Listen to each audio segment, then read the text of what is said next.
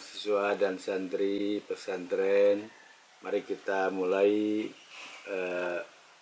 pembelajaran ilmu nahwu. Sekarang kita menginjak kepada al-i'rabu wal bina'u. Silahkan dibuka halaman 11. Al-i'rabu huwa tagyiru awakhiril kalimi bisababi duhulil amili. Tagyiru berubahnya awakhiril kalimi akhir kalimat bisababi duhulil amil dengan sebab masuknya yang memerintah. Mislu seperti hadza tolibun, ro'aitu toliban, marortu bitolibin. Hadza tolibun, ini seorang siswa. Ro'aitu toliban, saya melihat seorang siswa. Marortu bitolibin, saya lewat kepada seorang siswa. Kemudian al-bina'u, bina huwa ialah luzumu awakhiril kalimi, tetapnya akhir kalimat, halatan wahidatan, dalam satu keadaan, satu bentuk. Seperti huwa, anta, nahnu, ana, hadihi. I'rob dan bina. I'rob artinya perubahan, bina artinya tetap. Yang dimaksud dengan i'rob di sini ialah berubahnya akhir kalimat dengan sebab masuknya yang memerintah. Dalam bahasa Arab, syakal akhir, baris akhir kadang berubah-ubah. Seperti ada Allahu, kita dapati wallahu. Ada juga innallaha, ada juga lillahi. Tadi Allahu jadi innallaha, jadi lillahi, itu berubah dari Allahu, Allaha menjadi Allahu dengan sebab masuknya yang memerintah. Mengapa innallaha ada inna? Mengapa lillahi ada lam harfu jarin jadi lillahi? Jadi Allahu, Allaha, Allahi berubah. Dalam bahasa kita mah tidak ada perubahan seperti itu. Tetap saja dalam satu bentuk. Tidak ada yang berubah. Nasi, sudah saja nasi, nasi, nasa, nasu. Tidak ada dalam bahasa kita mah. Nasi saja. Dalam bahasa Arab mah bisa tiga, bisa doma, patah, bisa kasroh. Itu namanya i'rob. Seperti hadza tolibun, dibaca di sini tolibun. Mengapa? Karena di sini sebagai khobar hadza tolibun. Setiap khobar mesti marfu, jadi kita baca hadza tolibun. Ro'aitu toliban, saya melihat seorang siswa. Mengapa dibaca toliban? Karena toliban jadi maf'ul bih, harus mansub. Karena kita baca ro'aitu toliban. Marortu bitolibin, dibaca bitolibin, ada bi harfu jarin jadi bitolibin. Nah, kalimat yang seperti itu dapat berubah-ubahnya sebut i'rob atau sebut mu'rob. Perubahannya disebut i'rob. Banyak kita dapatkan seperti alhamdulillahi, dibaca alhamdu. Tapi ada yang baca innal hamdalillah. Mengapa dibaca innal hamda? Ada inna. Nah, itu kadang berubah seperti itu. Lawan dari i'rob adalah bina. Kalau bina tetap saja dalam satu bentuk, tidak berubah-ubah. Seperti huwa, sudah saja huwa, tidak ada huwi, tidak ada hubu. Huwa saja satu bentuk. Anta, anta saja. Berubah anti, beda arti, bukan berubah.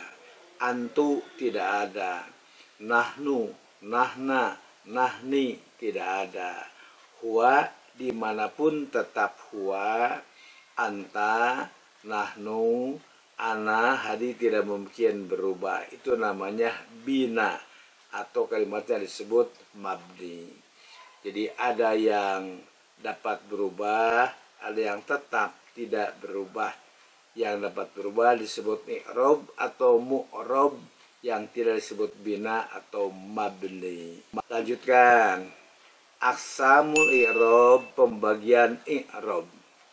Pembagian i'rob itu ada robun, ropa, nasbun, nasab, khobdun, khopad, jazmun, jajem. Ropa artinya doma, nasab patah, khopad kasro, jajem sukun.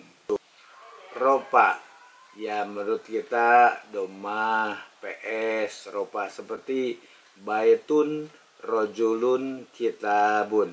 Itu ropa namanya. Nasbun, nasab, jadi baitan, rojulan, kitaban. Khobad, baitin, rojulin, kitabin. Jajam, sukun, mati, yaitu lam yaktub. Yaktub, tidak yaktubu tapi lam yaktub. Liyaskut, la tajlis, itu mah sukun akhirnya atau disebut jajem.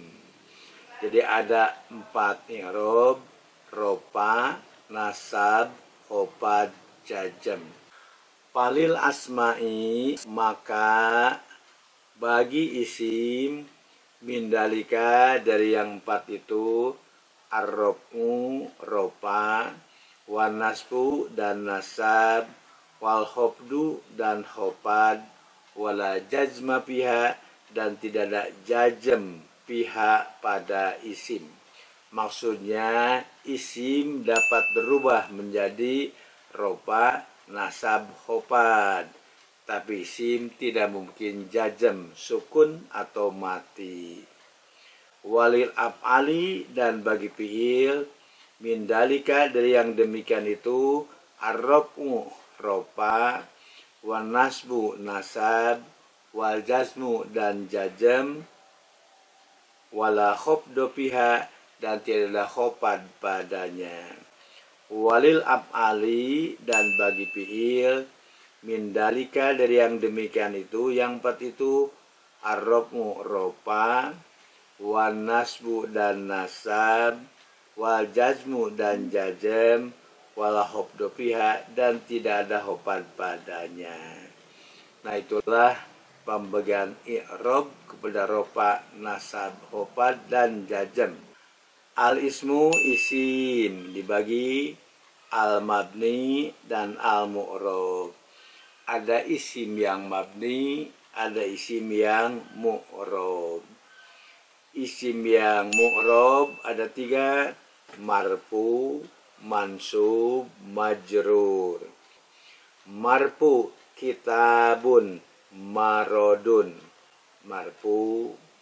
Mansub, kitaban, marodon.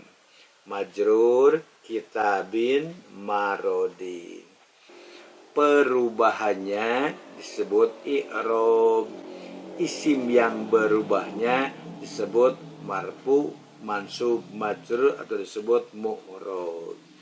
Al-mabniyu, mabni, huwa ma la yatagoyaru, apa yang tidak berubah, akhiruhu, akhirnya, bisa babi duhulil amili, dengan sebab masuknya yang memerintah.